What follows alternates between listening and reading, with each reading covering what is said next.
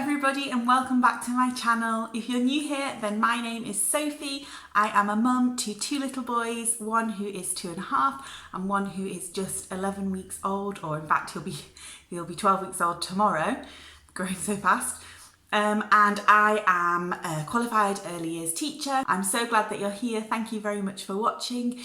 If you like this type of video, then please do subscribe because I've got lots more DIYs for baby sensory toys coming up.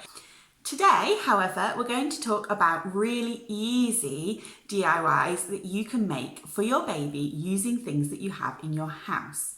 So if you're watching this video in real time, it's currently March 2020 and we are in the middle of quarantine or lockdown for coronavirus. Lots of us are staying at home with our little ones, staying at home with our babies, and we're looking for ways that we can entertain our babies using the things that we have already in our homes, because either we can't get out to the shops or there's nothing in the shops. So we need to be able to use the things that we have around us, and let's face it, those are the things that often babies love best anyway. Make sure that you stay tuned to the end of this video because I have got a very exciting announcement to do with live baby classes coming very soon to my YouTube channel. So stay tuned because I have got 6 fantastic ideas for you and they are guaranteed to entertain your baby. So the first activity is really easy and one that you will have seen before, I'm sure. They are DIY sensory bottles. So I've just got an empty water bottle here that I filled up with some dried rice. Makes a great shaker. If you've got little ones that are able to unscrew tops, then you may want to put some tape around there just to secure it. If you didn't want to use food, then you could instead use something like these colourful beads. Or you could even find something like these cardamom pods. Next up are these brilliant DIY sensory cards. So all you need for this is some paper and a Sharpie. You could even use a black crayon, and then you can just get marking.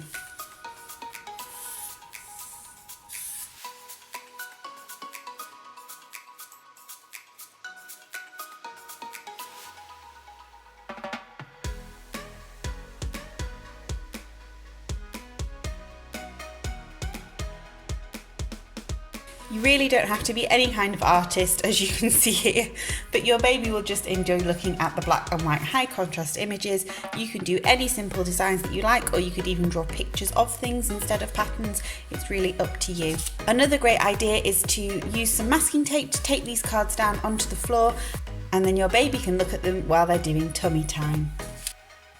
Next up, we've got this brilliant multi-sensory shaker. All you'll need for this is a clear bottle, some ribbons, some scissors, and some colourful pom-poms. First thing you need to do is to take the lid of your plastic bottle and make a hole in the cap. Obviously, please be careful of your fingers. The next thing you need are just some lengths of ribbon, and at the ends I have cut them like this just to stop them from fraying. Gather together the raw edges of your ribbon and then you need to push them through the hole on the bottle top. Once you have pulled the ends through, pull them through quite a way and then tie a knot in the end. Then you can pull them back through and just make sure that the knot is too big to fit back through the hole. Then if you want to, you can just give the ends a little trim. The next step is to fill your bottle with pom-poms.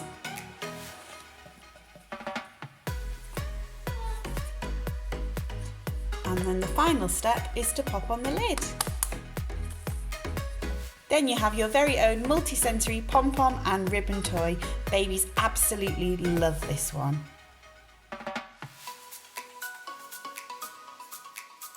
A really easy sensory DIY is to take some foil like this and tape it to the floor.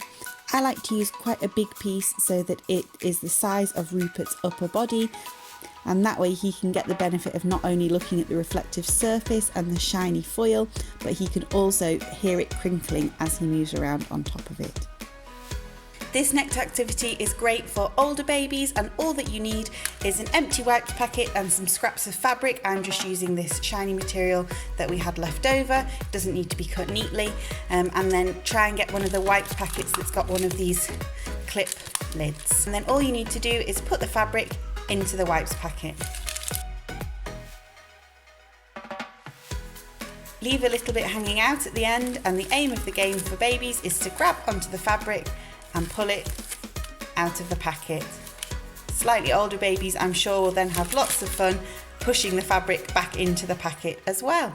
So the next one is a little bit of a science experiment. I'm going to show you how to make one of the DIY sensory lava bottles. To make one of the lava bottles, all you need is an empty drinks bottle with a lid, some water, some food colouring, and some kind of oil, either vegetable oil, olive oil, whatever you have on hand. So I've got some red food colouring here, and I've also got some yellow, so I'm going to put both of them into my bottle here. And then top up with some water.